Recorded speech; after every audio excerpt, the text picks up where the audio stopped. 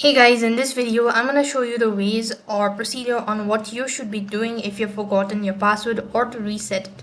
So in that case, all you have to do is just follow the steps. First of all, go to open up a browser, type in etsy.com, and that is going to take you to the official page. Right on this page, go and tap the sign in button, and here you'll be able to see your interface right on this page. So select the method of signing in, and as per the password, go ahead and tap on forgot your password. When you tap on it, it's going to ask you to reset your password. So a link is going to be sent through the registered email. So go through it and just then go ahead and click on email me a link. When you do that, you have to go ahead and check your email now. Reset link, just go ahead and press on it and click on reset it now. Go ahead and reset your password, and then you can go ahead and log in into your newly created password. That is how you can go ahead and reset your password on Etsy app. That is all for this video. I hope the video was helpful. Make sure to like, share and subscribe to our channel. Thank you for watching. See you in the next video.